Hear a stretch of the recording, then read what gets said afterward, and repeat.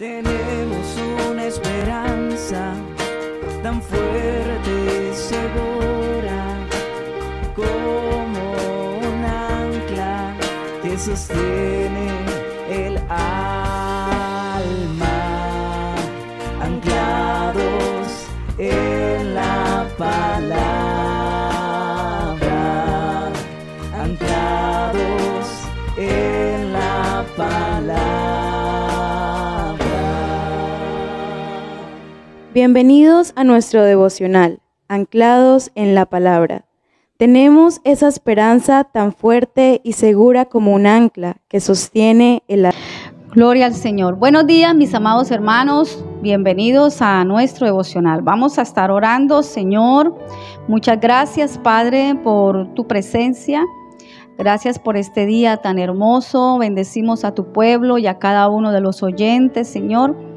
Que a través de ellos la palabra, Señor, que ministre, alcance a sus familias, Padre, a través de esta reflexión. En el nombre de Jesús. Amén. Bien, mis hermanos, vamos a ubicarnos en la segunda carta a los Corintios, capítulo 6. El versículo 1 y 2 dice: Así pues, nosotros, como colaboradores suyos, os exhortamos también a que no recibáis en vano la gracia de Dios, porque dice: En tiempo aceptable te he oído, y en día de salvación te he socorrido. He aquí ahora el tiempo aceptable, he aquí ahora el día de salvación.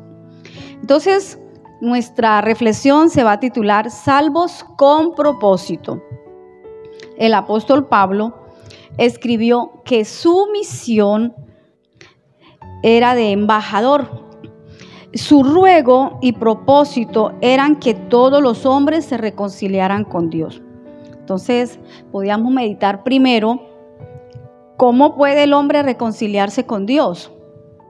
Recordemos que 2 Corintios 5:21 nos dice: al que no conoció pecado, por nosotros lo hizo pecado, para que fuésemos justicia de Dios en él. Entonces, la salvación sencillamente es por fe en Jesucristo.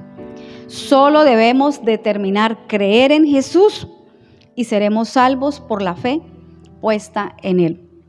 Debemos también andar en Cristo. Recordemos lo que nos dice el apóstol Juan en el capítulo 15, versículo 5 de su evangelio. Dice: Yo soy la vid, vosotros los pámpanos.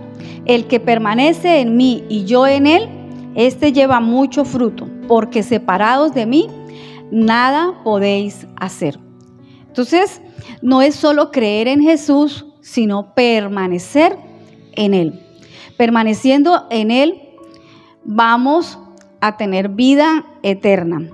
Vamos a estar en comunión con él, vamos a tener dirección. Entonces, mis amados hermanos, el apóstol Pablo dice: nosotros, como colaboradores suyos, os exhortamos.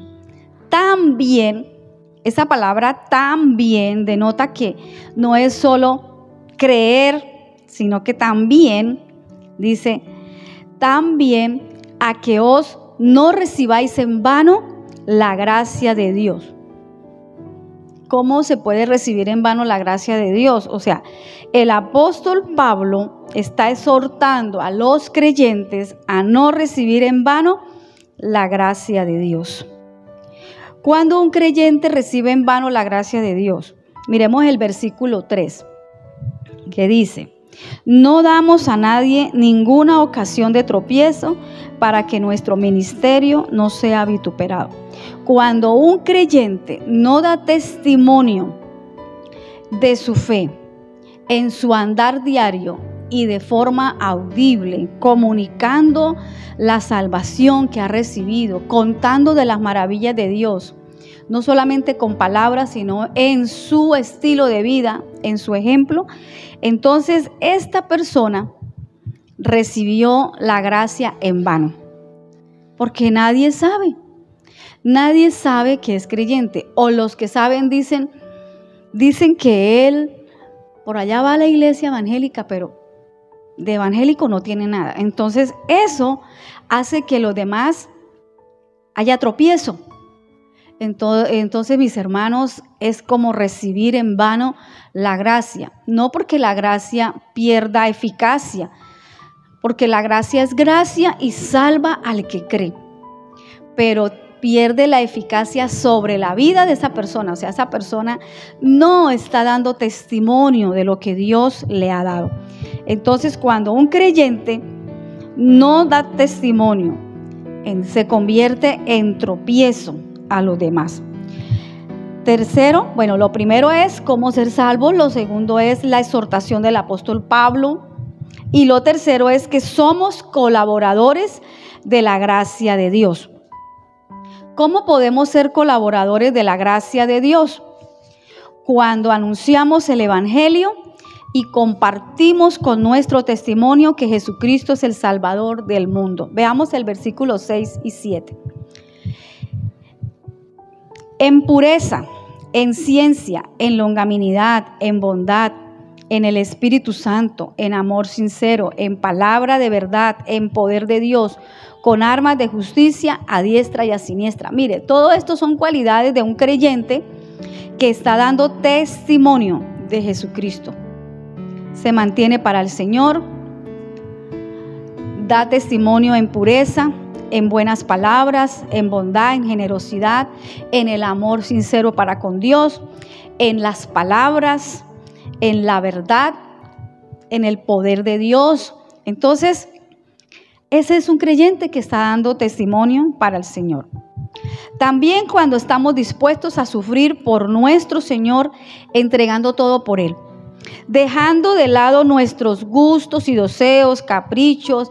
Y a veces uno dice, ay, yo quiero como esto, pero cuando oramos a Dios sabemos que el deseo de Dios, el sueño de Dios viene a nuestra vida. No estamos aquí para desarrollar nuestros sueños, sino el sueño de Dios. Entonces anteponemos nuestros sueños y ponemos primero el sueño de Dios, el reino de Dios. Dice el versículo 4 y 5. Antes bien nos recomendamos en todo como ministros de Dios, en mucha paciencia, en tribulaciones, en necesidades, en angustias, en azotes, en cárceles, en desvelos, en buena fama, por mala fama, como engañadores, pero en azotes, en cárceles, en tumultos, en trabajos, en desvelos y en ayunos. Entonces, este pasaje nos está diciendo que estamos dispuestos a entregarlo todo por el reino de Dios. No debemos temer, hermanos. Es muy fácil llevar un evangelio sin compromiso, sin entrega, sin pasión. Y el que nada quiere entregar, pues, ¿cómo puede decir que ama a su Señor si no se quiere negar a sí mismo? La palabra dice que el que ama al Señor cada día tome su cruz y le siga. Debe negarse a sí mismo. Entonces también estamos dispuestos, cuando estamos dispuestos a contrariar al mundo con los valores del reino. Mire que el apóstol Pablo dice que ellos eran a veces difamados, pero él dice, yo voy a predicar y a extender el reino de Dios por honra y por deshonra, por fama o por mala fama o por mala fama, como engañadores pero veraces, como desconocidos pero bien conocidos, como moribundos, mas he aquí vivimos, como castigados mas no muertos, como entristecidos mas siempre gozosos, como pobres mas enriqueciendo a muchos, como no teniendo nada mas poseyéndolo todo. Contrariando al mundo, porque el mundo nos ve y como los valores se han invertido, hermano. Y el profeta Isaías, en sus profecías, una de ellas dijo que vendrían días que a lo bueno llamarían malo y a lo malo bueno. Y hoy día hasta uno se siente incómodo por ser, cuando uno está en un grupo y todos están pensando de una manera diferente, es como si ellos quisieran decir que uno está mal, porque está colocando los principios del reino.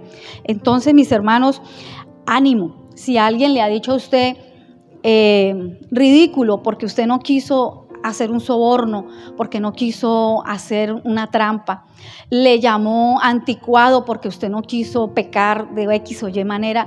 No se preocupe, porque nosotros estamos dispuestos a contrariar el mundo con nuestro testimonio, aunque nos llamen así, porque al apóstol Pablo también le aconteció de eso y a los discípulos. Así que ánimo, hermanos, en el nombre de Jesús. Oremos y démosle gloria al Señor. Señor, muchas gracias por enviar a tu Hijo Jesucristo, por perdonar nuestros pecados, darnos vida eterna en Él y hacernos colaboradores del reino de Dios. Te pedimos, Señor, que nos des gallardía, que tu Espíritu Santo nos empodere para ir más allá, Señor, y estar dispuestos a extender el reino y a vivir para ti, Señor, en el nombre de Jesús. Amén. Amén. Amada iglesia, continuemos la lectura de la palabra de Dios. Vamos a estar leyendo el Salmo 68 y en el Evangelio de Lucas capítulo 12. Recuerde, mi hermano, hoy es el día para aceptar al Señor, pero no solo le aceptamos, permanecemos en Él y nos hacemos parte de los colaboradores, viviendo para el Señor y extendiendo su reino. Feliz y bendecido día te deseamos tus pastores y amigos Jeremías Barba y Flor Margarita Rodríguez, y hoy te animamos a permanecer anclado en su palabra. Tenemos una esperanza tan fuerte y segura como Porque somos familia. Familia de Dios. Familia Cuadrangular.